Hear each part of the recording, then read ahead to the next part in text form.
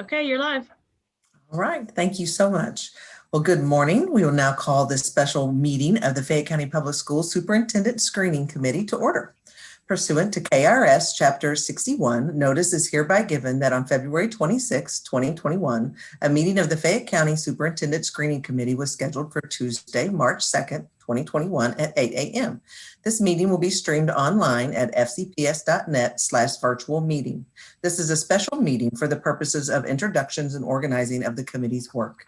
Please be advised that in this state of a proclaimed national emergency and under a similar declaration by the governor, it is not currently feasible for the board to provide meeting room conditions in the face of COVID-19, a highly contagious virus that spreads between people who are in close contact with one another.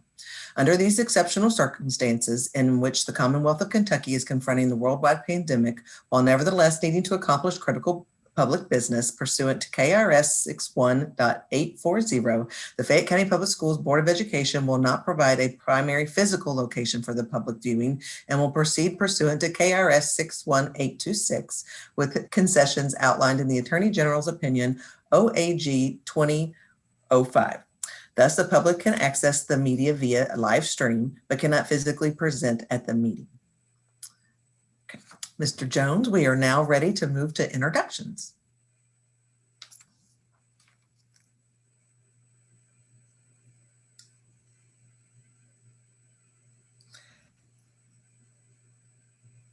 Okay, good morning.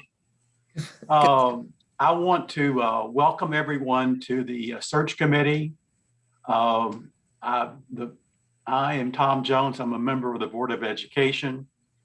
And on behalf of the board, I want to express our great appreciation to each of you for being willing to give up your time and to devote your energy to this task that's going to keep us engaged for the next several months.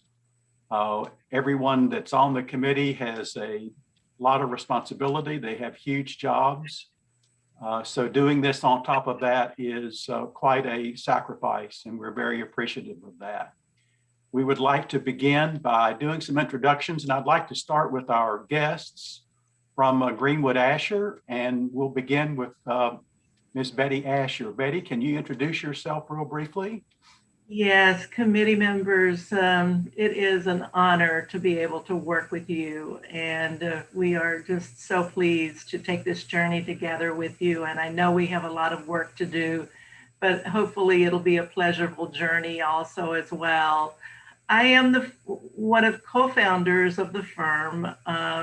Greenwood Asher is the name of our firm, and of course I am the Asher part of that firm. And I've spent my whole life in education. That's about all I know. Thank you, Betty. Ann? I'm Ann Bailey with Greenwood Asher, and I'm a senior executive search consultant, and I've also spent my entire career in education. We're pleased to be here and look forward to working with you. And Suzanne? Good morning, everybody. It's so nice to meet you. My name is Suzanne Griffin, and I'm the Vice President and Managing Director of Greenwood Asher, and I had a long career in K-12 education. I was looking at your bios. I was in special ed, as a principal, at the district level office, and also an interim superintendent. Thank you, nice to meet you all. I don't think, Betty, did you mention that you had taught school in Kentucky? No, I didn't. I shared that with Amy earlier, but yes, everyone, I'm a Kentucky native. I still have property in Kentucky, and I'm quite vested in the search. Yeah, I grew up, I have 2 graduate degrees from institutions in Kentucky, and lived in Eastern Kentucky, Western Kentucky, and Northern Kentucky. So I know the state well. Okay. Well, let's go with the team then. Why don't we start with Ms. Bolander? Hi, I'm Dr. Bolander, Jenny Bolander. I have taught in Fayette County. This is my 16th year. I spent my first 5 at LTMS and the last 11 at Henry Clay High School. I did some of my student teaching. I'm a special education teacher, so we're K through 12. So I did some of my student teaching in elementary. So I think that makes me like, I I don't know, a jack of all trades and a master of none. I've been in all levels now. So, but anyway, I'm really excited to get started. And Jessica?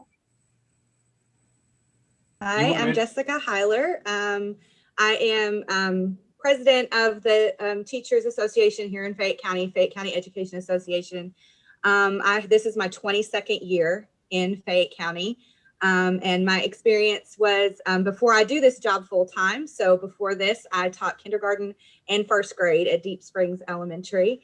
I'm actually a graduate of Lafayette High School here in Fayette County. My husband's a graduate of Bryan Station High School here in Fayette County. And I have 2 children who are Fayette County students currently.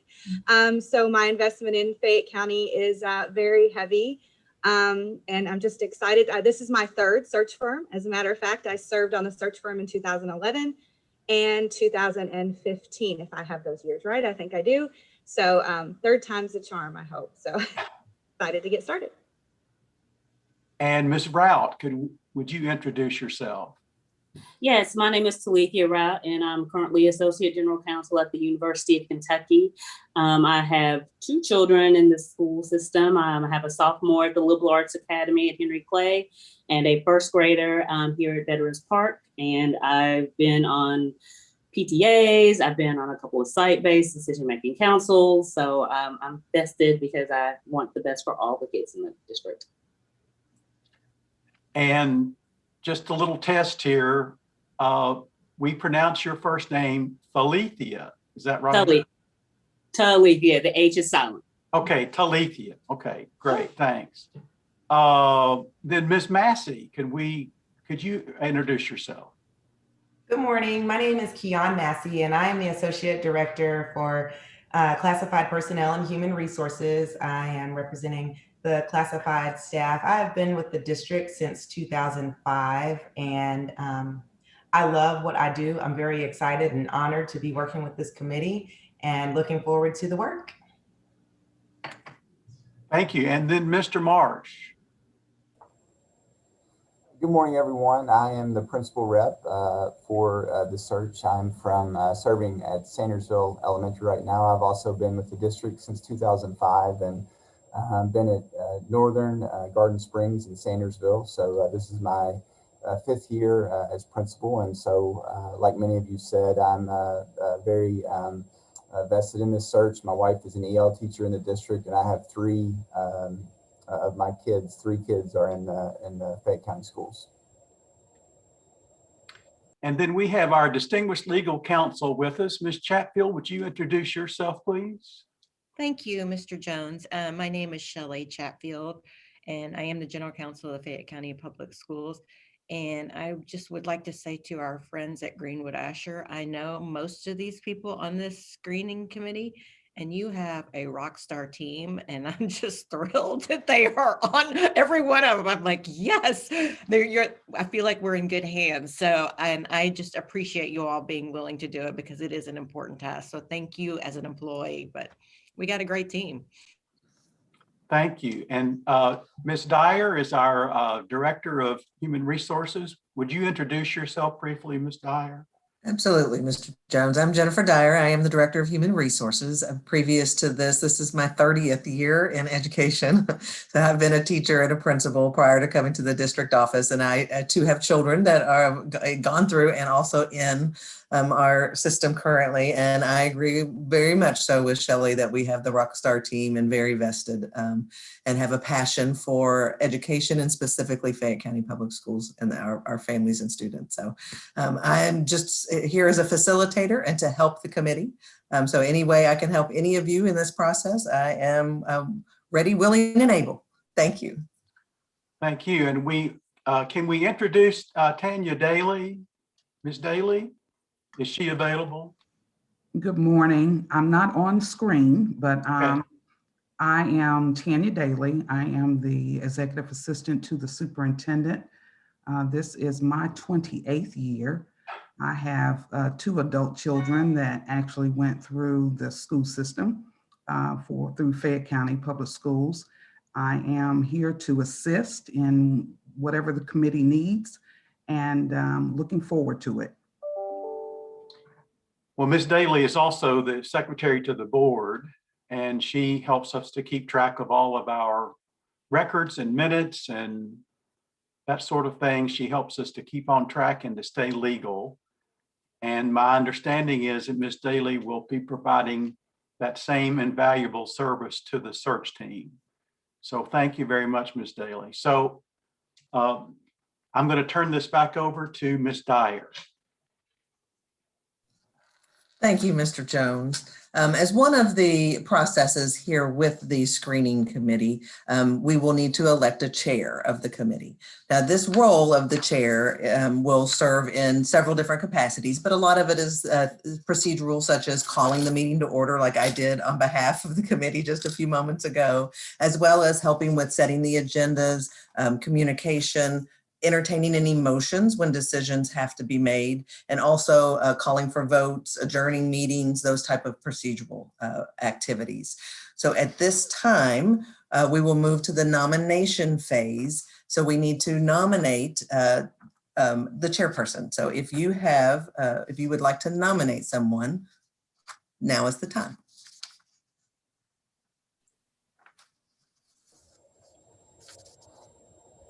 Is that something, Mr. Jones, and I only ask because you may be more familiar with some of the procedural pieces, is that something that you would be interested in doing, or would it be better for one of the representatives to serve in that role? Matt, I honestly don't know. I've never been through this before, so I'm happy to do that, but I'm torn because I'm a member of the board, and this these decisions, these recommendations should be coming from you guys, from people who are not on the board. We want to stretch the decision-making out. And so I'll do it if that's what the committee wants, but the optics of it may be better if it were one of you all. Who said this is their third time's the charm? I nominate Ms. Hyler to be chair of the committee. If she will accept that nomination. I will. Thank you. Okay. Are there any other nominations for the chair of the screening committee?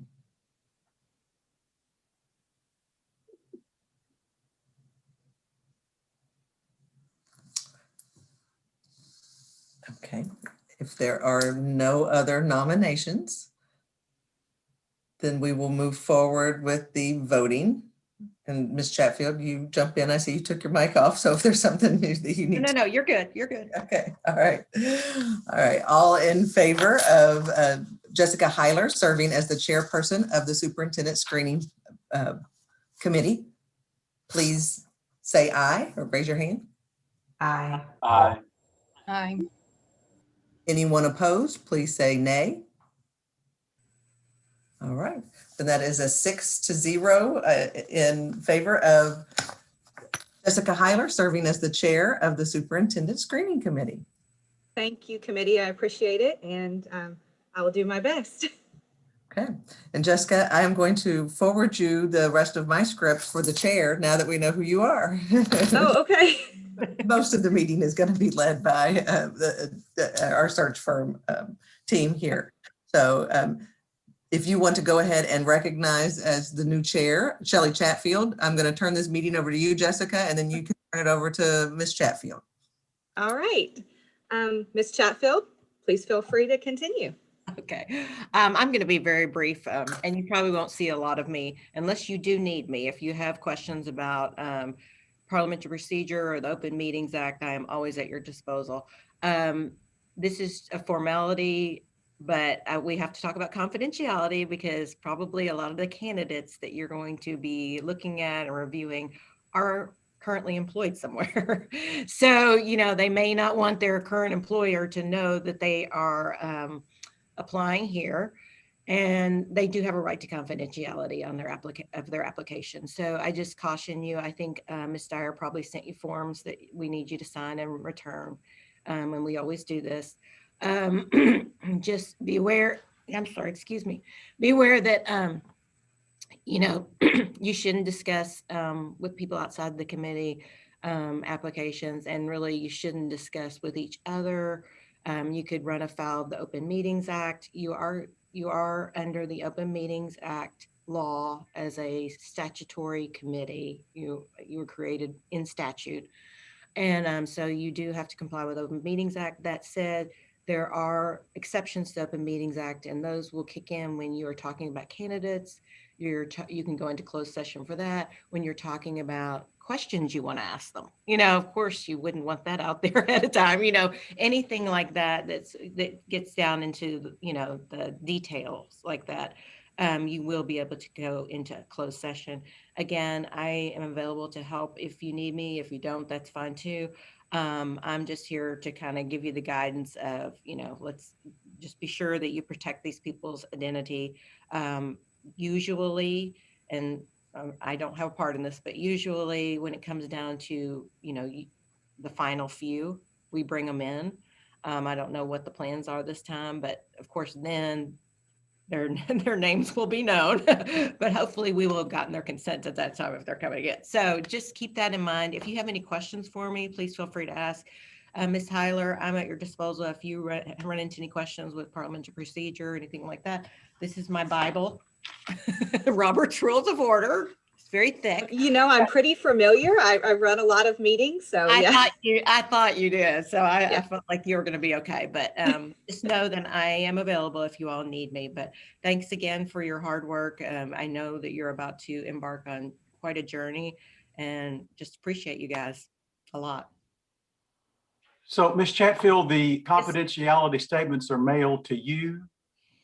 Jenny, do you want to collect those? Do you want them? Yes, if you'll send them back to me, and then I will collect them and archive those on record. We'll keep them in the file for the screening committee. Ms. Chatfield, if you don't mind, will you touch base? A couple of the members have asked about, since they are a representative of a particular body, they want to make sure that there's communication. And Mr. Jones, you may address this as well. With that confidentiality, we need to be very cautious of sharing anything other than what is public. Right now, this meeting is public, and so it's obviously okay to share that we had this initial meeting, and here is the link to the public meeting. But if you could expound on that just a little bit. Yes, I mean, exactly what Ms. Dyer said. Anything that's discussed in open session, obviously, you can share with your members. But when you go into closed session, you don't want to share with your members, oh, the superintendent of the Portland schools applied for the job and he's great, and I don't think you would do that. So just keep in mind, if you're in closed session, that means there's a reason you're in closed session, and that should not be shared. But open session, anything that happens in open session, we elected a chair today. We talked to Greenwood Asher, they kind of gave us the landscape. That, of course, you can share with your members of your group. Is that what you wanted me to speak to, Ms. Dyer? Is that enough? Yes, just that those type of things are appropriate, but nothing from closed session to the number of candidates, the type of candidates, anything like that can't be shared. Gender, anything, you just can't go there. Okay, so think of it as yourself. If you went and applied for a job right now, you might not want Fayette County, if that's your current employer, knowing, or UK or whatever, knowing that you are looking. So. And just one more point, that extends beyond when a superintendent is selected by the board. So any information that you have on applicants, references, anything that is discussed about any applicant is confidential even outside of when this committee is disbanded. So I just want to make sure that's clear. And one other thing I just want to say, and again, this is, I think, a formality with this group, but I do have to say it. Because you're governed by the Open Meetings Act, you have to be careful about inadvertently meeting without planning it and taking minutes and giving notice. All of your meetings have to have at least 24-hour notice. And so if 4 of you got together and started talking about the screening committee or the search or candidates, that would be a meeting. Anytime you have a quorum of your committee, that's a meeting.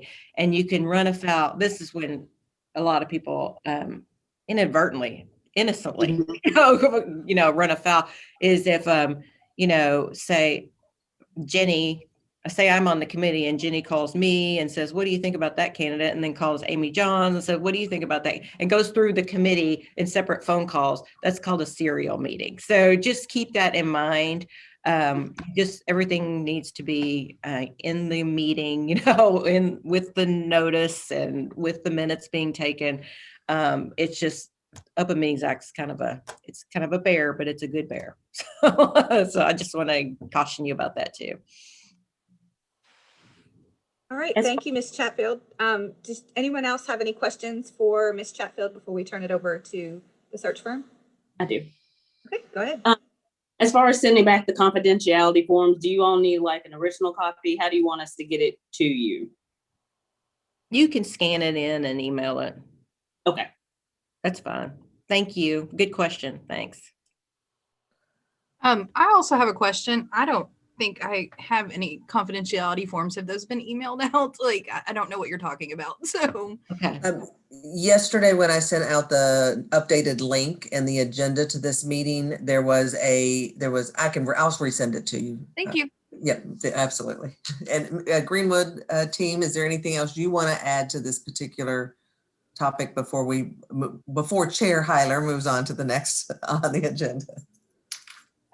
Jennifer, thank you. I do want to add another one of those little cautionary things that Shelley made reference to, and that is, please do not exchange any emails about your candidate. It's quite common just to not think and, send one of your committee members an email asking, say, oh, I really like this candidate. What did you think? And you start going back and forth and put candidate names in emails and et cetera.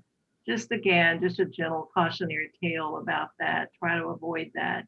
And I'm going to be talking with you in a minute about how you're going to get access to materials, which will be via portal. And just one other tip is be sure that you don't, walk out of your office and leave your computer on, while you have that portal open and things like that, because again, it's inadvertently, it's never intentional, but sometimes you can in fact have somebody walk into your office while you're away and see your screen. So cautionary tale there. And Betty, I'm going to just add one thing as well.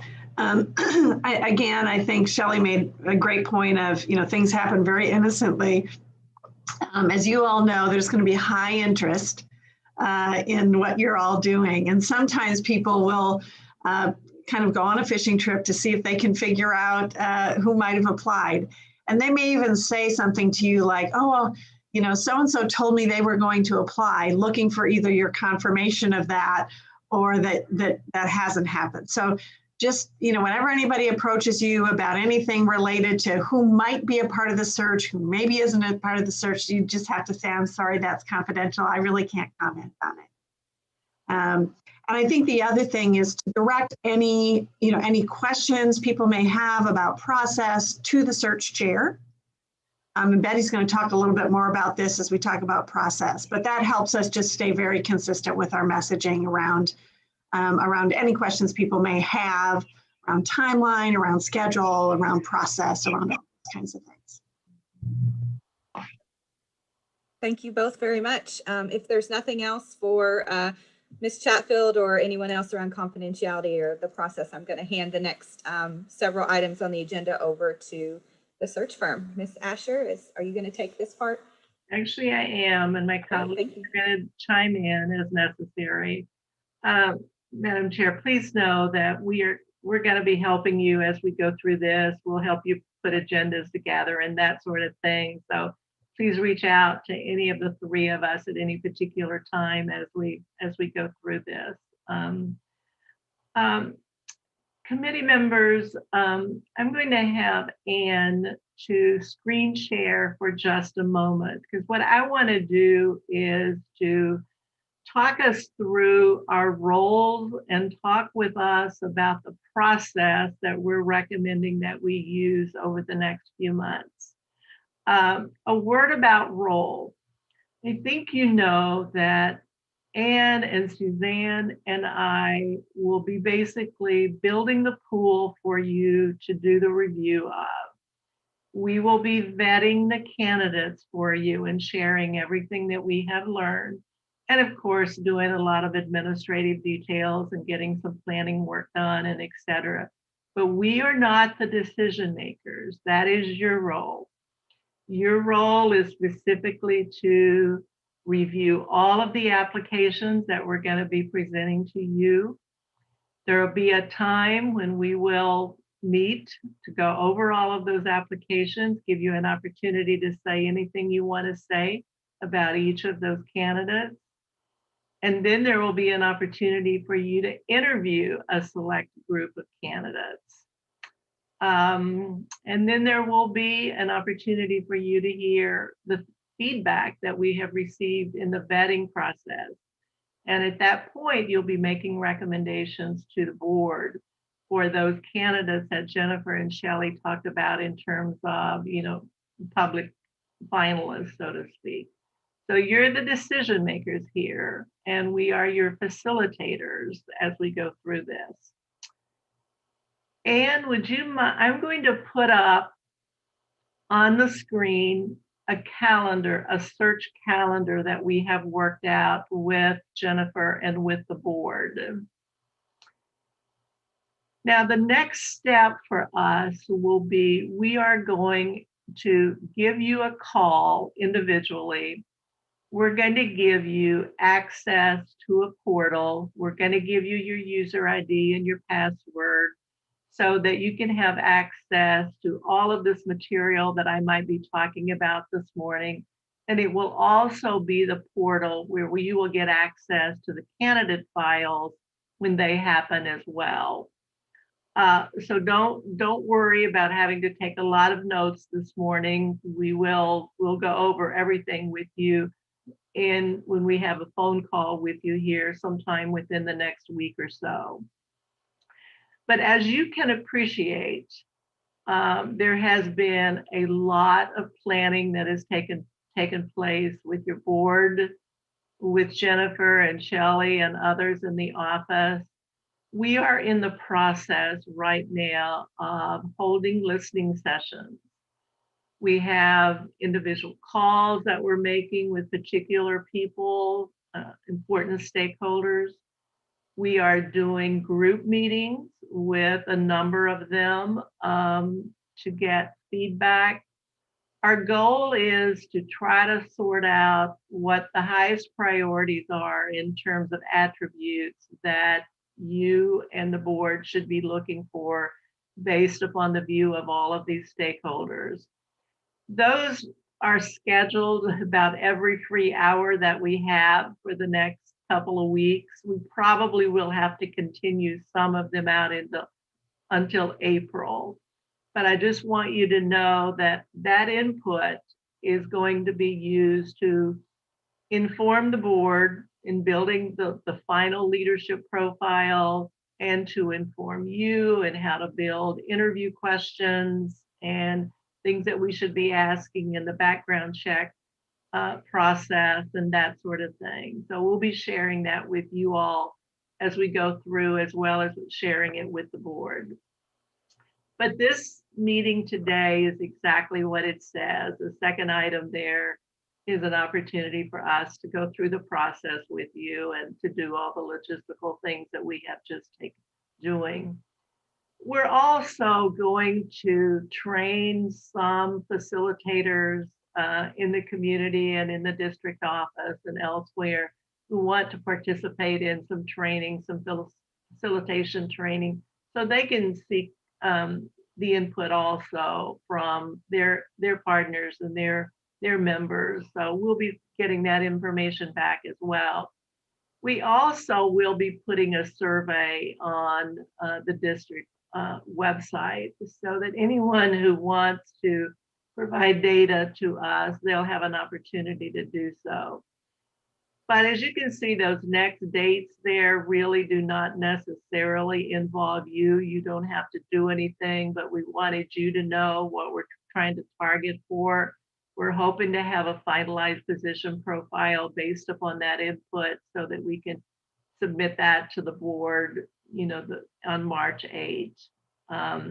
probably will not be able to get all of the input sessions done until late in March, and then we may have to continue some later. But hopefully we will be ready to get some advertising placed and get ready to begin to have our recruiting conversation by the end of March. So the work throughout March and April actually is for us to make sure that all the planning is done, to get advertising placed, and to hold recruiting conversations and begin to build the pool for you to review. Now, one of the things that, as I indicated earlier, and we'll talk more about this when we have our individual calls with you, we're going to give you access to a portal. And that's where we will load all of the application materials. And again, as a part of the confidentiality reminder, I'm hoping that you will not feel a need to print out those applications, but that you can work electronically. Again, just for confidentiality reasons.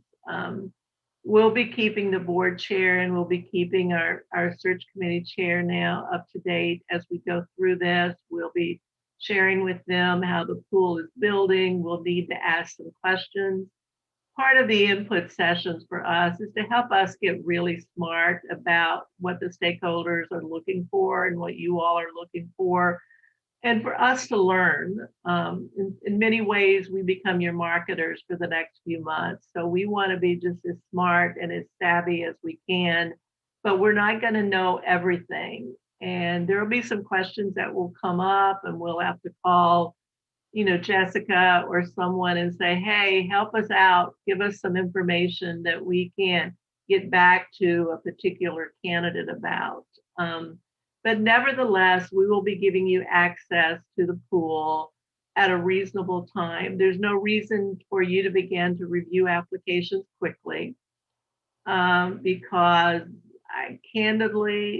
I will tell you, just about all your good candidates are going to come in at the very last minute. We beg and we plead to try to get them to submit early, but unfortunately, I think it's just human nature, but everything will come in late, and we may even have some applications arrive a couple of days before we meet again. But we'll be giving you access a few weeks, so you'll have plenty of time to review the application material. As we do our work, this is very much of a courting relationship as we talk with people across the country to get them interested. They'll send us a resume, and then we have multiple conversations with them, try to get their questions answered. And then they will write their cover letter, but we may not get that for 2 weeks later. And then they have to think through who their references are that they're going to be using and have those dialogues with them. So it takes a while even for us to get a full packet of material as well. But I promise you, you will have plenty of time to do your review of the applications. But basically that is the work through March and April. The next time we will meet as a group is in what we call a prospect review meeting. Now that is the meeting where you will have a conversation about every application that we have received. We'll give you an opportunity to say anything you want to say, pro or con, about every application that comes in. And I really want to encourage you to, study those applications, look at them as thoroughly, compare, what they bring to you based upon what we end up putting in the position profile in terms of preferred and minimum qualifications, for example. Notice that meeting is a 4-hour meeting. And so we'll have plenty of time in order to go through the applications, but please reserve the 4-hour block of time if you possibly can on your calendar. I don't know that it'll take us a full 4 hours, but we generally want to hold it just in case. I wish I could tell you how many applications we will receive, but I don't know. this is a very attractive position, and I think, you know, the numbers will be large, but I don't think you'll have 100 applications to review necessarily. But the purpose of that meeting is for you to identify those candidates who rise to the top for you.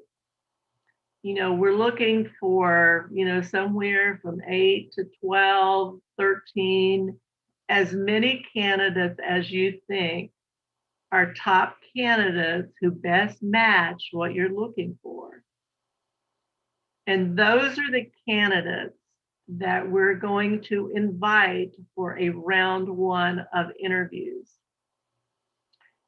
My recommendation for you as you do your initial screening, you might want to just put your candidates in buckets, what I call kind of an A, B, or a C bucket. You know, an A bucket of candidates. These are the candidates who really rise to the top for me, and I want to know more about them. My B candidate is my maybe candidate. I like them a lot. I'm waiting to see what my colleagues say about this candidate. And a C candidate is that candidate that you have no interest in, and we will gently and kindly tell them that they're no longer under consideration. But that's the next meeting. When we get together, will be our actual screening committee when you review all the pool and decide upon those you want to interview. Now, notice the next thing on the calendar is a round 1 of interviews. Committee members, these will be set aside 2 days. Again, I don't know, it will be dependent upon how many you decide to interview, but I don't want you to worry about numbers, worry about top candidates. But we'll spend 2 days together, back to back, where you will have an opportunity to actually interview the candidates. When we get to that point, we will work with you to try to identify interview questions based upon, you know, what we're hearing in these input sessions, for example, questions that you think are very much at the core, things that you're really interested in. We'll work with you at that time. Generally, we will design a schedule that will say, you'll have about an hour with the candidate. The candidate will need a few minutes to ask you some questions as well, because remember, they're going to be looking us over in the same way that we're looking them over. So we want to be, you know, put our best selves forward here and tell them what an awesome opportunity this is. So those are our round 1 of interviews. At the end of the second day, we will ask ourselves the same thing. Which of these candidates do we have a continuing interest in? And then those are the candidates that we will do the deep dive vetting on. You might ask, why do you not do reference checking before? And candidly, the reason is they're not quite ready to permit us to do so. As long as they are of a large group of people, they're not quite ready to let us talk to their supervisors or, you know, their faculties or their board members, that kind of thing. So the next, you will ask yourselves, which of these candidates do I still want to learn more about? And then those are the ones that we will do the deep dive vetting on. We will talk with supervisors. We will talk with peers and colleagues. We will talk with direct reports, and we will talk with people on their list and off their list. Initially, we will ask everyone to submit a list of 5 references. But for those whom you're going to interview, we will go back to them and we will ask them to give us a list of 9 referees, broken out into supervisors, peers and colleagues, and direct reports. And we will be getting written permission then to be able to make those calls. We really believe that the reference checking is one of the most important things that can be done. So we take that very, very seriously. We will share with you the next time we meet everything that we have learned in the reference checking process. We'll share all the strengths, we'll share all the negatives, we will find out what they've done in their previous positions, all the usual referencing questions that you're going to want to know. And this is a really important meeting because this is the meeting where you will make your recommendations to the board for further consideration. In other words, you're identifying your finalists at that particular meeting. So see how the process builds. You're going to know them based on paper initially, reviewing their resume, what they tell you in your cover letter. Then you will have an opportunity to interview them.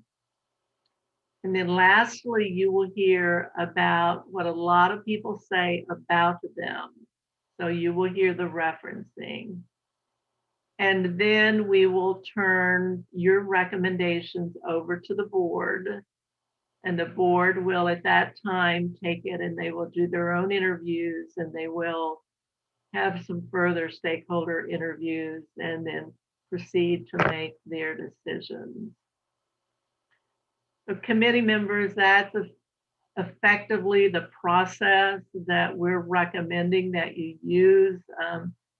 It seems it's efficient, it seems to work well, and hopefully it's something that you can live with. Anne or Suzanne, is there anything you want to contribute that I missed that might be relevant to them as we go through this?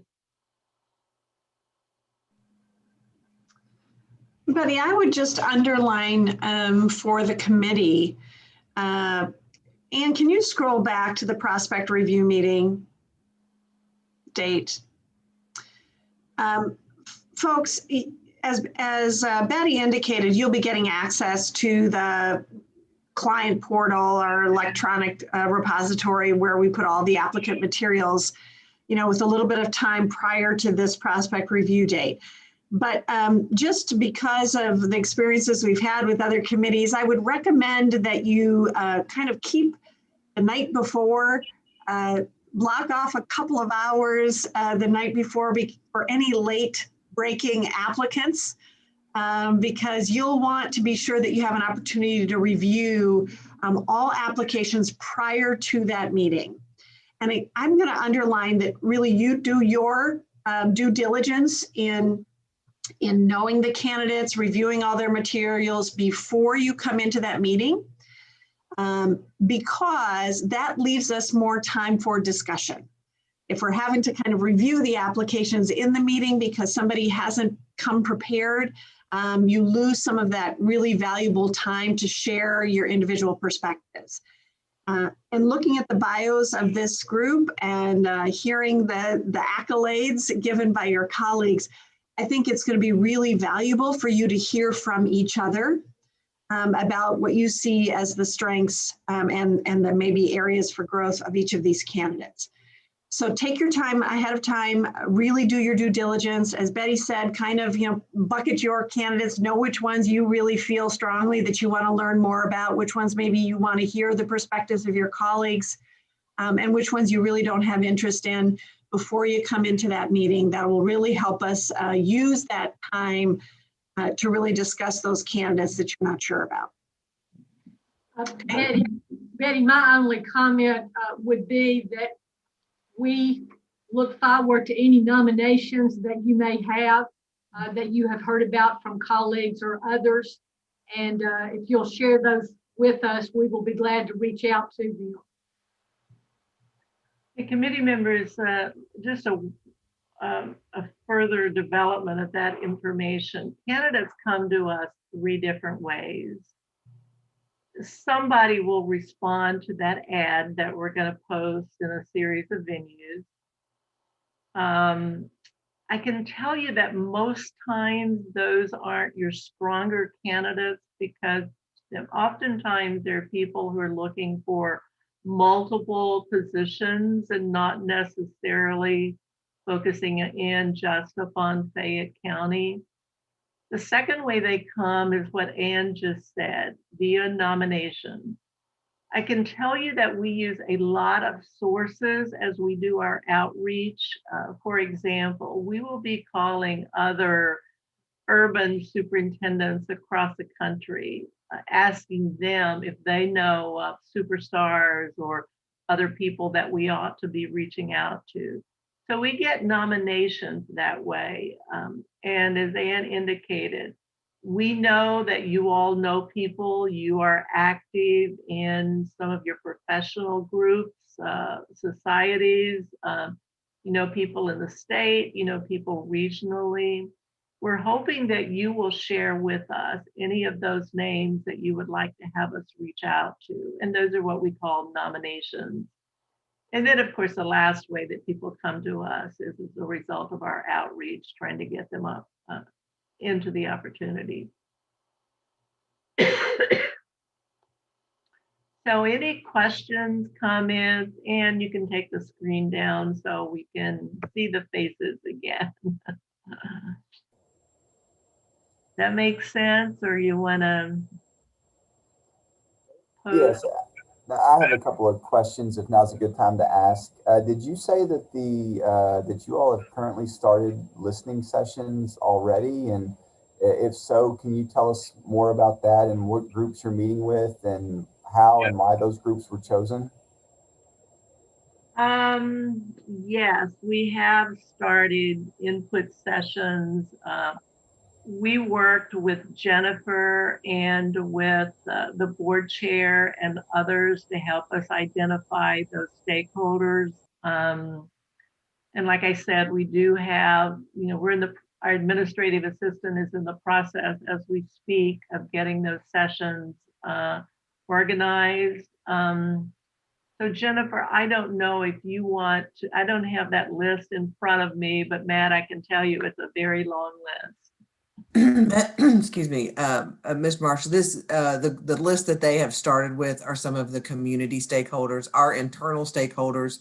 Principals will be meeting with them, as well as we're going to be sharing with you all on how you're going to be meeting with your staff to get input, as well as open sessions for both community and internal stakeholders as well. So we are just getting started. We've got, over the next few weeks, there'll be lots and lots of different sessions and ways that people can give input. If they don't feel comfortable giving input in an input session, like a listening session, then they will have the survey that they can complete, to be able to provide that feedback. And there will also be other ways on the website that they're going to be able to do that.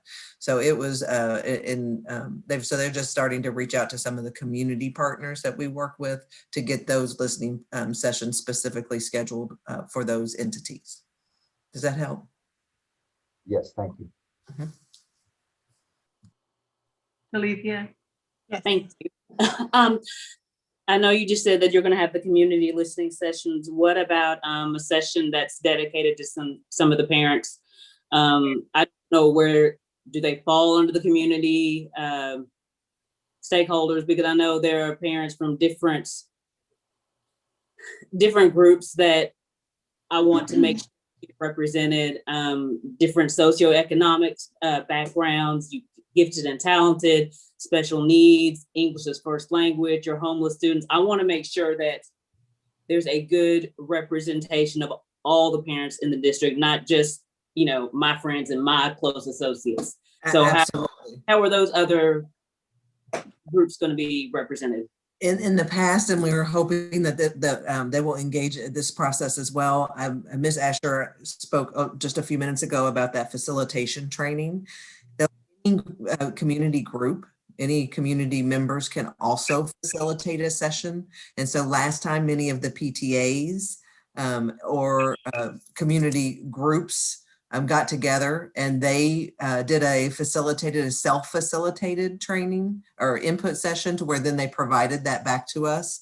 We are working with our translators that we work with regularly to make sure that there are sessions that are provided that with multiple world languages, and not just an interpreter in it, but the session is run by and facilitated by that. So there's not, sometimes when you have to provide it in English and then it's translated. It creates a barrier. And so we want to remove all those barriers that we possibly can. And so our family and community department and our equity office is the one, Miranda Scully, the coordinator, is the one that led that part. And so she was that whole group was very intentional. It wasn't just business partners, it was community partners and faith-based partners and all that different group. But that self-facilitation is one that we really will want to communicate, because we don't want anyone to not have an opportunity to have their voice heard in this. Yeah. Can I just share with them a few of the groups? Sure.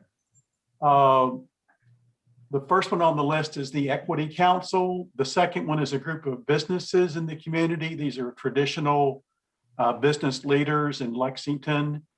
The NAACP, the Latino Community Outreach, the Lexington Fayette County delegation to the state legislature, the Lexington Urban County Government, the city councilman. I think they've already interviewed the mayor, the Chamber of Commerce, the 16th District PTA, the Bluegrass Community College, the University of Kentucky College of Education. Let's see, I'm trying to go through this as fast as I can. There are several grassroots community organizations that include the migrant community, the Asian community that are a part of this. So it's a very complete list of a cross section of our community, in addition to the large group forums that Jennifer was talking about a little bit ago. I've been really pleased that Greenwood Asher wants to work with us in gathering information from all sectors of our community and helping us to put together a very robust plan to collect community input. So I think that you'll see that we've tried to get voices that are traditional folks that we hear from a lot in the community, like our government leaders, but we've also tried to get voices that are seldom heard from, or that are not large, high-profile organizations. And I think our goal as we meet with these groups, and thank you to the folks in the district who helped us put together groups like he's speaking about. We have a mental health work group that reflects NAMI, the Ridge, Key Assets, Prevent Child Abuse, New Vista, KVC. We'll meet with all of these folks and then encourage them to go back to their communities, to the people that they work with, to let them know about the survey link, to run input groups if they would like to do that as well. So hopefully we'll have tentacles going into the community much beyond even the groups that we are able to meet with as well, to gather input and send it back to us. All of that then is sent back to us, and we'll compile all of that and share that with all of you as well as the board, so that you have the information from the community. Is that helpful at all? Yeah, will we be able to see the list at some point? Tom, is that, Jennifer? Or is that a board thing? If that is, that's fine. There's nothing secret about it. Oh. I think we could share it with the search committee so you all could see the scope and breadth of it. I don't see any problem with that. One of the things that we've done is the self-facilitated sessions. So if anyone does feel like they've been left out, if there's an organization that we've missed someplace, then they can say, well, I'll take the facilitator training and they can have input as well. So okay, we can share it with you guys, but I'm not sure I want to share it with the broader community. I don't know. We need to check with the board and with Mr. Murphy about it. Maybe I'm hesitant to make it. That's fine. And I did mean in the private portal, not right. Oh, sure. Yeah. I think the other thing is we've already had a couple of calls where someone has said, oh, I think you should also reach out to so-and-so. And when that happens, we've done it. So, we're not, as long as we still have time in our schedule, we'll talk to as many people as we possibly can in your community to get input. So there's to Tom's point, there's nothing magic about this. And it's not that we're only going to talk to these folks. We're willing to talk to as many folks as we possibly can fit into our schedules. So. Okay. Thank you. Thank you. Yeah, absolutely.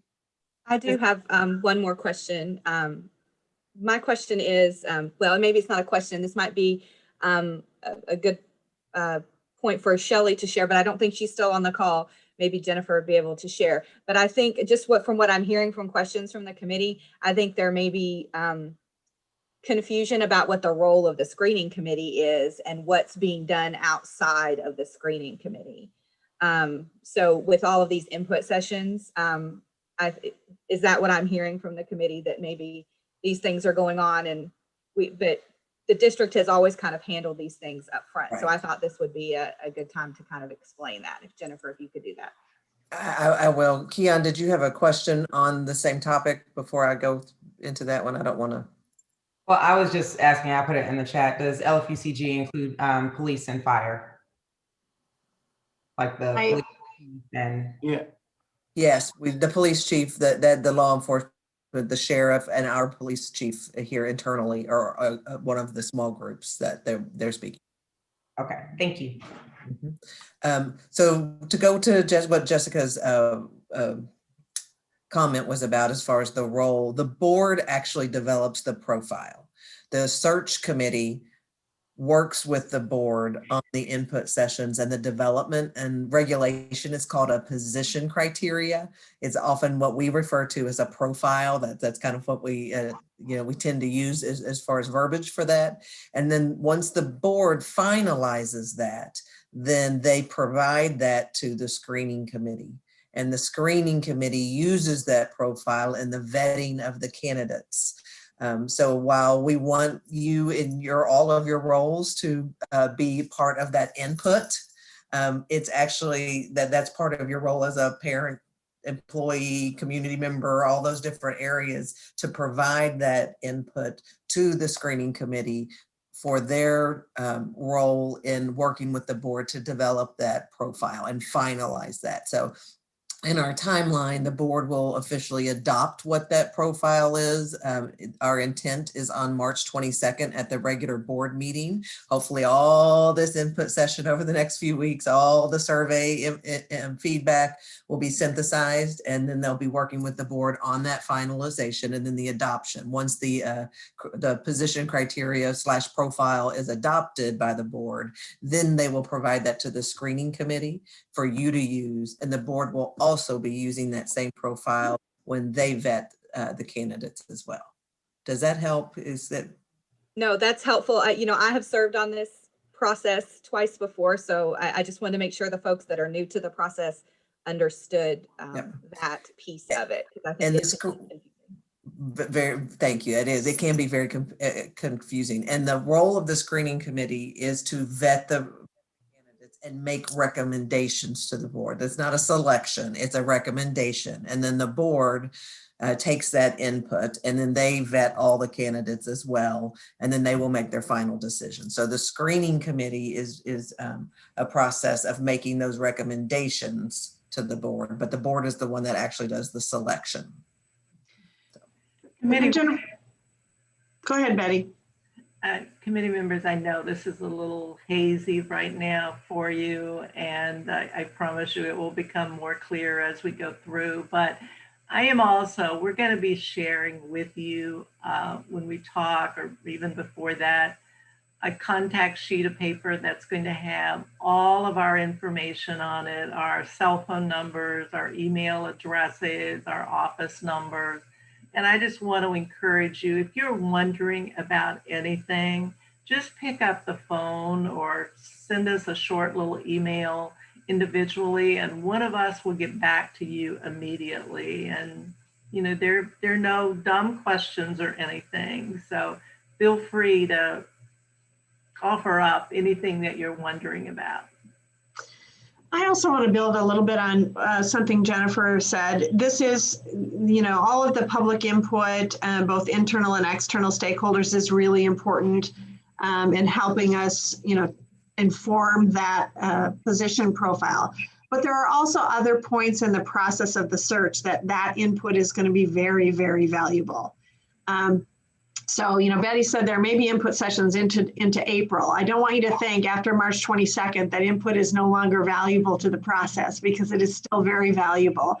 As you work as a screening committee and we're thinking about interview questions, for example, for the first round of interviews, having that, what's important to the public, what is the public value may help inform some of the interview questions that you ask or how you frame them.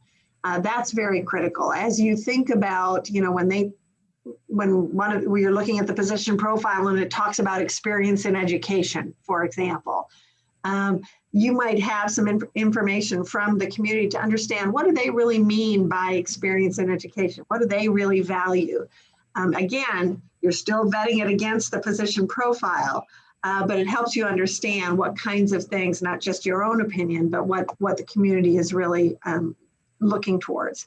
And then for the board as well, as they move into second rounds of interviews, how do they really design their interview questions to really get at what the community is wanting to value? So I don't want you to think that it's only used for one part of the search. That information is valuable throughout the search, both for the screening committee and the board. Okay.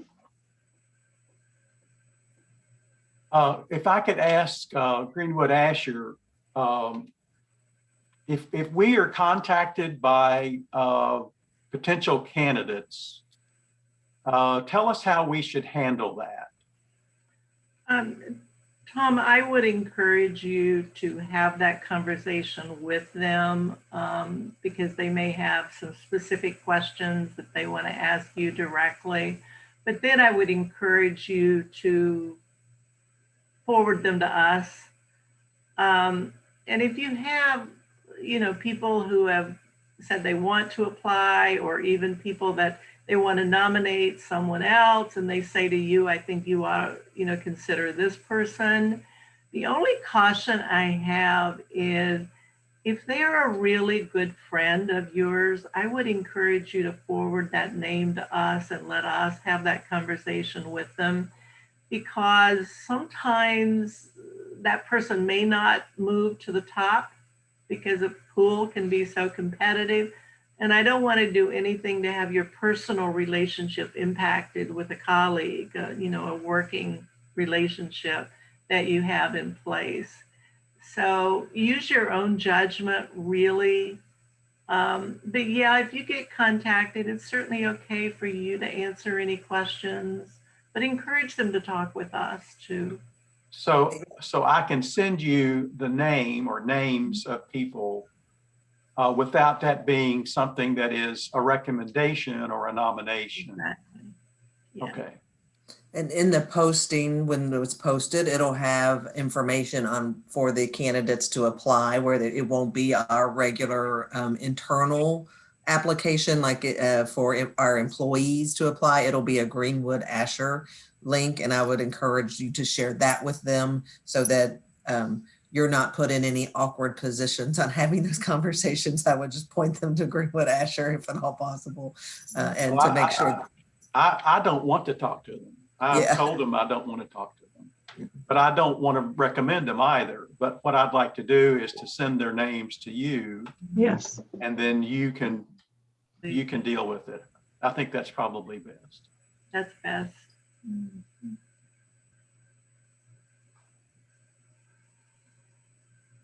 Does anybody have any other questions around this topic?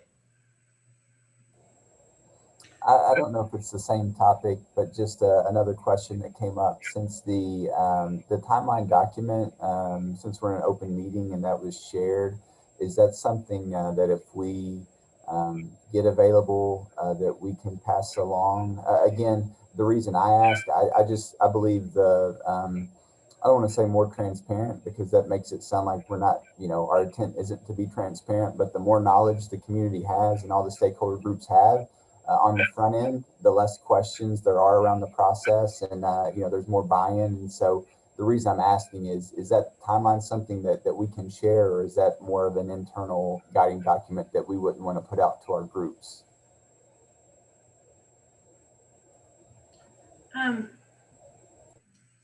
Matt, is your question about the schedule and the timing? Is that what I'm hearing? Yes, ma'am. Just Yes. the public and all the, the teacher groups, principal groups, if they know the general timeline on the progression of the search, or is that something that would be better kept, it's obviously been shared here, but not sent out in any other form or fashion? Matt, the major dates will become public as we go through this, because we'll have to, as Jennifer said, they'll have to be, noted and go into executive session to talk about candidates and so forth. So it's certainly okay for you to talk about where we are in the process and that sort of thing.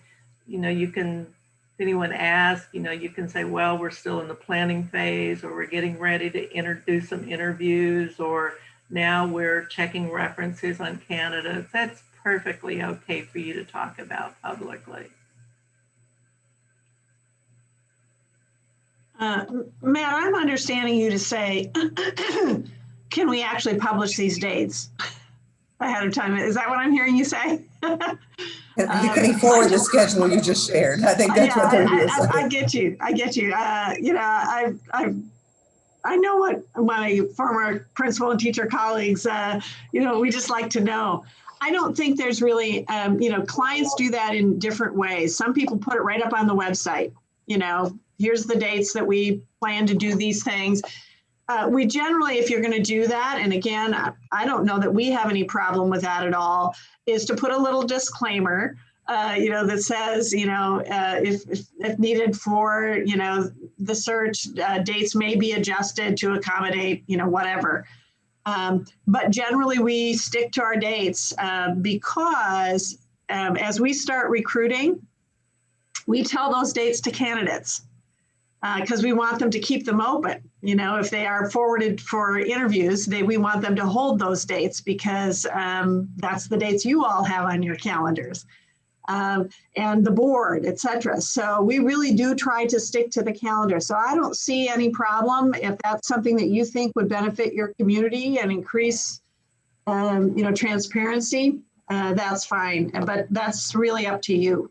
And I guess I'll follow up with Mr. Jones and Ms. Dyer, as being the board representative and through HR, if you all would prefer us, if there's going to be other mechanisms that those things are pushed out, that you don't think that we need to worry about that, then, I can obviously wait. I understand what was said earlier about the role of this committee, but I feel also, the reason I was asking about the listening sessions is, again, I just think the collective wisdom of as many people you can hear from, and then keeping them informed in the process is only going to be beneficial. I don't see any downside from that. So that's my perspective, and that's why I'm asking those questions. So if there are going to be, district and external and internal pieces where this information shared, and there's no need for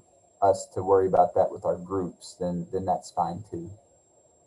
I guess I'm asking, what is has that process been discussed yet? Well, the document that Betty's been sharing with us, I don't think that the whole board has seen that yet. And so I'm guessing that might be shared at the meeting that comes up on the 8th. Was that your understanding, Jennifer? Yeah, that's what I was going to say as well. I think that when we have it at the board meeting, right, Mr. Marsh, I think it would be where we will be publishing, I guess if you want to say, or posting a lot of that. Once it goes to the board meeting, we have a superintendent search web page on the Fayette County website that we will be posting those type of things as well, and will be in the communication. Ms. Deffendahl is going to be communicating out, hopefully today, about the facilitation training and the input session, so that we can get that out to all of our internal and external folks, our partners, so that they are aware of those things. So we're going to have ongoing communication as we typically do via the phone calls and the emails and all of that, as well as the website. But once it goes to the board, I think, and at that meeting on the 8th, I think it would be totally fine if you wanted to forward it to your representative group. But it will probably be included in the board buzz anyways. That's how the board communicates after a board meeting, is typically through that board buzz that goes out to everyone. So it may not be necessary for you to, but you know, if you wish, on top of, you certainly could once it's to the board. Thank you. Mm-hmm. I wanted to add on to what Matt was saying, because I think it is super important. I know that all of us were elected by our respective groups, and they want to hear back from us after we've met. And one of the things, like you said, the board does is send out the board buzz after the board. And one of the things I do is communicate with my membership after we have a school board meeting. So is it something that we could do from this committee when we have meetings that are open, obviously nothing that is in closed session, but we could send out from the district level, we could work with you and with Lisa to make that happen from the screening committee, that this is what occurred at this meeting, anything that we're able to share. Maybe that would keep our internal and external stakeholders, staff, parents, that could go out. Committee can not like that idea. That's just putting that out there to see if that's something you all were interested in doing. Jessica, it's certainly okay, you know, with us. And actually, one of the things that we'll be talking with the board about is for the board to give updates on a fairly regular basis also, that will be put on the website for everyone to see. So I'm hoping that, you know, we'll be able to provide that as well. Ms. Dyer, is it possible that Lisa Deffendahl could do some kind of a summary of the screening committee meetings like she does for the boards? Maybe not, but something that communicates the gist of what we've done and conveys, you know, the focus of the committee and so forth. Is that possible? I certainly think it would be possible, and I will reach out to her once this is complete. Then I will reach out to her. This is, again, live streamed, it's recorded. I think we had another meeting on top of this one, which is why I think she's not specifically, you know, here. However, I think that's a great idea for us to, any way we can keep our community and our employees, families engaged and informed of the process, I think is great. Right. Yeah. I'm very much in favor of that. Anything we can do to keep our board together with us and to keep this committee together with us, as well as to communicate to the broader community, we need to try to do. So yes, that's a great.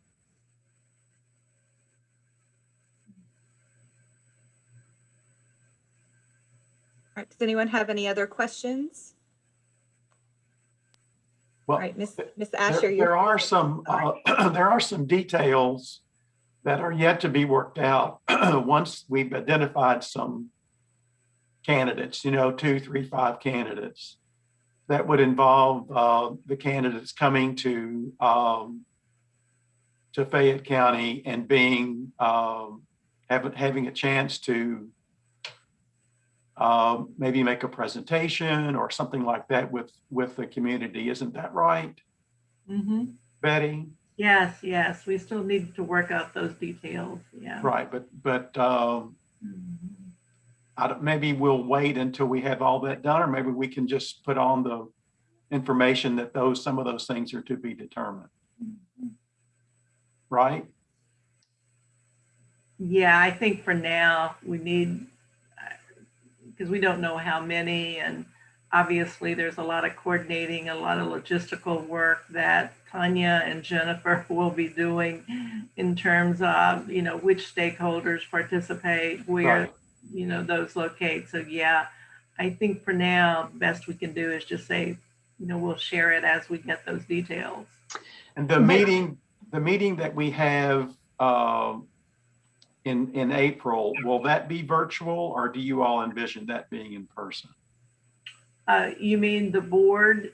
Which one in April? With the screening committee. We can do it either way you prefer. It actually works fine virtually. Okay. We do it virtually all the time, but if you have a preference for face-to-face, we can do that too. The meeting that is in May, where they would be interviewing, those would be done virtually, right? Yes. Yeah. Is it possible that one, we could consider that one being in person? For the screening committee to be in person, to experience the interviews on a single screen and to be able to interact and to share at that point? Surely, any modality that you want to use, Tom, we're willing to do whatever works best. Again, I sort of dependent upon the pandemic Right. and where we are, but no, that's an option, absolutely. Well, I think that everybody on the committee has had their vaccination, so I think we're all in good shape. So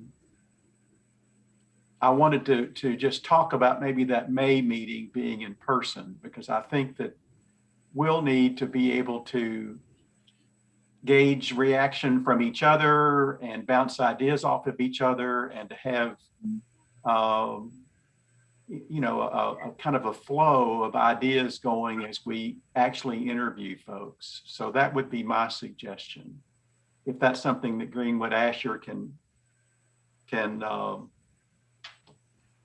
live with, can work with us on, we can possibly do it that way.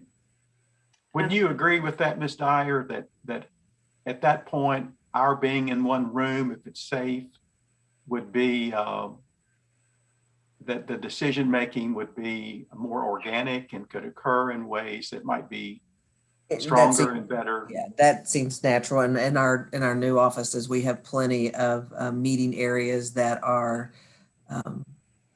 wide enough and big enough for all kinds of social distancing, as being as socially distanced as you possibly can be in those meeting spaces, large meeting spaces, that we could then mark off and make sure they're confidential, where there's no one that is accidentally having access to that. That's another thing that we've got to make sure of, that whatever that area is, there's not anyone else that is able to participate or accidentally participate in those meetings. So, but we can arrange that. And I think that would, that's up to you all, but it certainly seems like that would be logical and helpful as a committee to be able to have those more in-depth conversations in person. Is the May meeting May 28th or May 29th? Okay, the round one interviews are April 29th and 30th. I'm assuming that's what Tom is referring to. Yes. Okay. No, I was referring to the meeting where we actually interview candidates. The meeting in April where we maybe share out our 3 buckets that Betty was talking about. Oh, I don't know that. Prospect review. That's April 23rd, prospect review meeting. Right. I don't know that needs to be in person, because that's basically just looking at paper, right? And it is, yeah. I think we can do that fine virtually.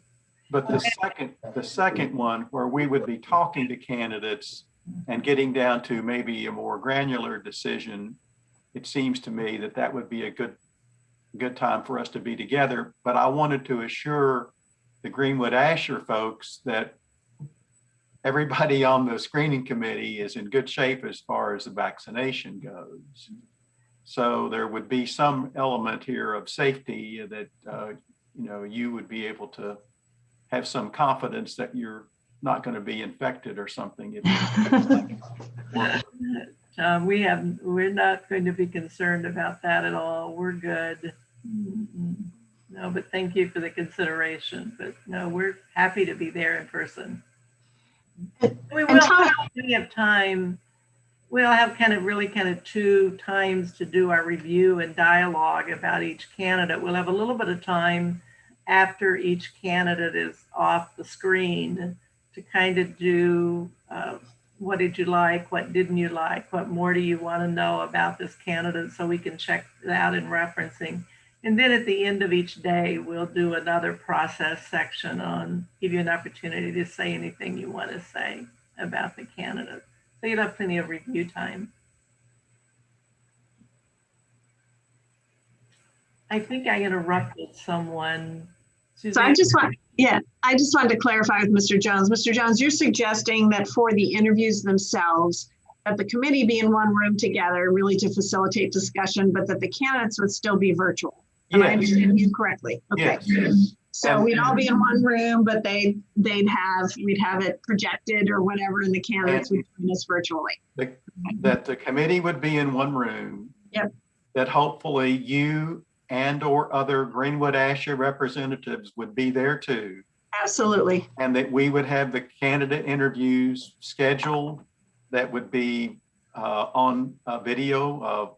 I don't know how we would do it, but they would be on a single large screen. Yep. So we could see every facial expression and body language and all of that. Right. And then we would be able to, after each one or at some point, be able to share and talk and bounce off ideas with each other. And I feel like that would be a very healthy situation for us to make some decisions in. Great. We'll plan it that way. Okay. Yeah. Everyone, you might be wondering how the schedule was designed. And basically what we did was we were trying to finish, mid-June at the latest, if possibly could, to give, the board time to do its work and, get somebody selected and et cetera. And then we looked at how much time it would take us between each phase of the search in order to do quality work. It takes us a while to do recruiting. It'll take us a couple of weeks, 10 days or so to do the reference checking, that sort of thing. So we just looked at how much time we needed between each phase to do the work.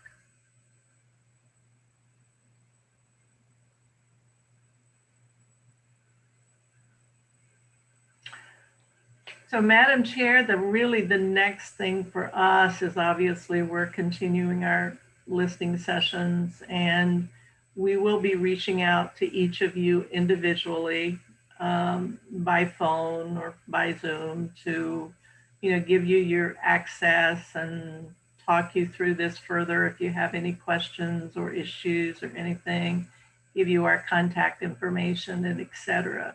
So you'll hear from us individually sometime within the next 10 days or so. And then we won't meet again until the end of April.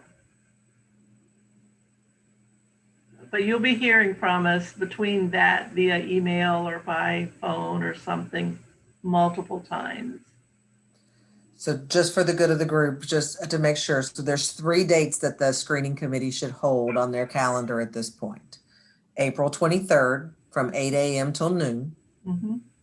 Then the April 29th and 30th for the interview. So those 3 dates are the dates that the screening committee should reserve.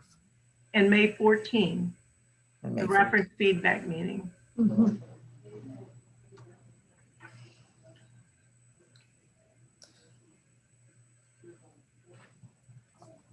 Do we have any flexibility on times, especially with the May 14th meeting with K-Prep? That's our K-Prep state testing window. I probably wouldn't be very popular if I decided to jump ship if we're in the middle of K-Prep testing. So if needed, can we move the meetings to the afternoon or the evening if the situation warrants? Matt, it would be okay with us to move it later. Wouldn't have any objections to that. Hopefully that's the makeup window and we'll be okay. I just wanted to, put that out there for consideration. What time are you asking? I'm not sure if that will be, I don't know, and I'm open to feedback from others. Should we go ahead? Because I know, Dr.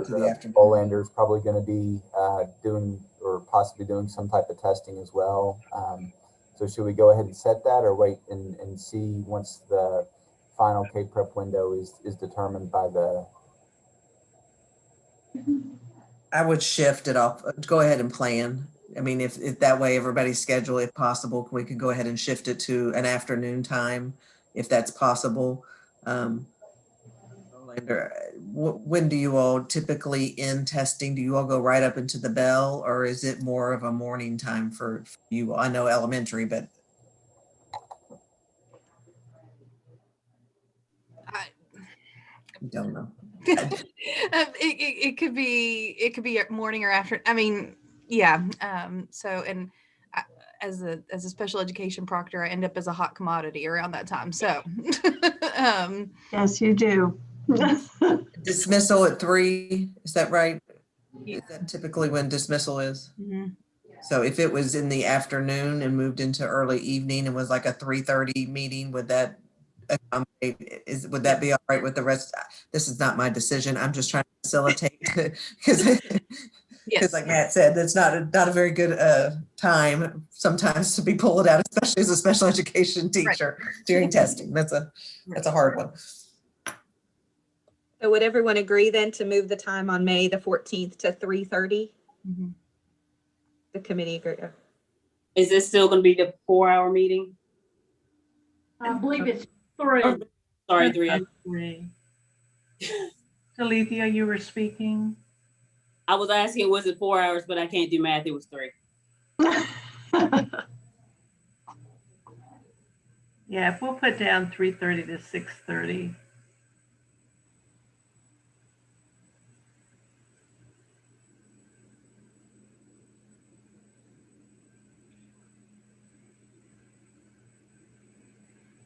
Thank you, Matt, for bringing that up. I appreciate that. We don't want to pull anyone out during testing that needs to be with kids. And the May 14th meeting can be virtual, right? Yes. Yes, it can.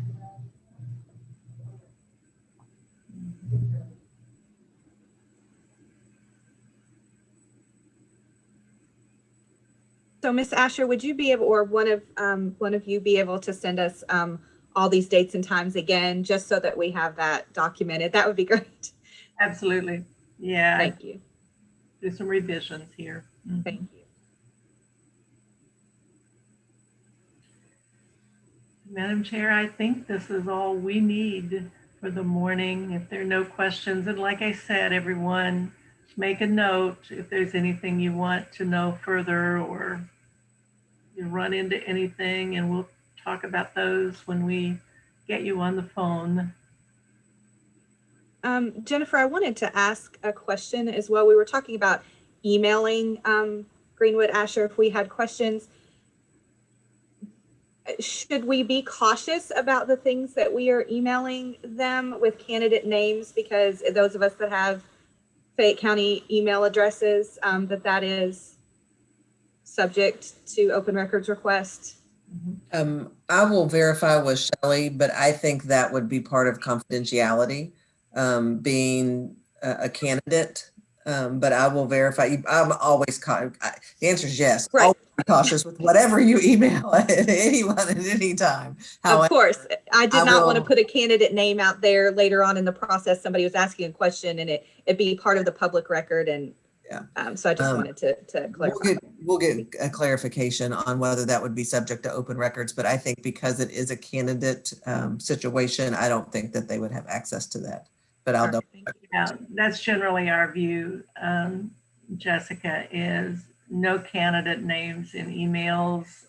However, nominations are okay because that's not public. But if you have a candidate you want to recommend that we reach out to, that's okay. But once they become a candidate, you know, this is where the caution comes in. Pick up the phone. And yeah, I was going to say, and if you have any questions at all, just send us an email or send us a note and say, hey, could you give me a quick call? You know, if you're worried about whether I should put this in email or not put it in email, or, you know, whether it's subject to open records, just say, hey, Suzanne, Betty, Ann, can you give me a quick call, and we'll call you. Okay. And committee members, if you send something to me, I'm going to share it with Suzanne and Ann. You know, we're all one. We work very much as a team, and I'll run down to Suzanne's office, or Suzanne runs over to Ann's office. You know, we're all in the same building. So the meeting on the 29th and 30th, should we plan on those being all day, like 8:30 to 4:30 or something? Tom, the first part is correct. The second part, depending upon how many we interview, Okay.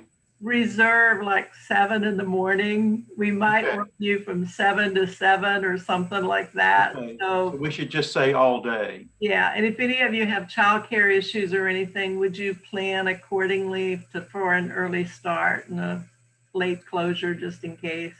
Thank you for that question. I should have said that. And Dr. Bolander, you can put in a professional leave request Okay. and you can send it, send it to Mr. Little and then route it to me if you Okay. don't, and go ahead and put it in ASOP so we could try to secure a sub for you for those 2 days. Will do. It was like you were reading my mind. And committee members, these are very tiring days, long days. You'll be exhausted at the end of the day, partially because you're not accustomed to sitting all day. And then secondly, you're concentrating so hard to listen to every word. Try not to plan a party or anything that night that you have to go to, or any school event, because you will want to go to bed. We will provide, as far as coffee, refreshments, and we will feed you throughout the day. If you do have any specific dietary needs, please let me know. But we will provide that from HR for those days. So you won't have to worry about going out and doing any of that.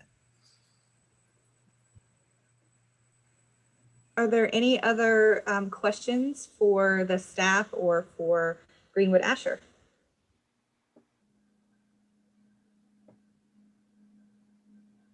All right. Well, first of all, I want to say thank you, Ms. Asher, Ms. Bailey, Ms. Griffin. Thank you very much for all the work that you're doing already and that you're going to be doing in the future, and all of the committee members that are taking their time to do this work. We all really appreciate it. This is a really important work for our district, and can't wait to get started.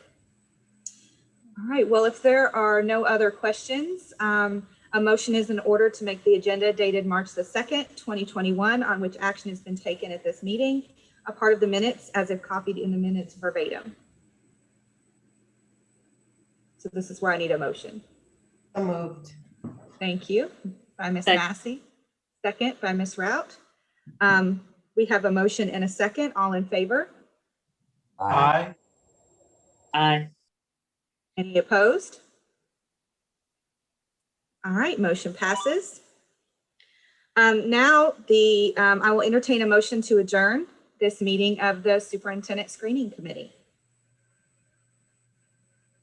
I need a motion. Motion to adjourn. Thank you, Dr. Bolander. Do we have a second? I'm happy to second.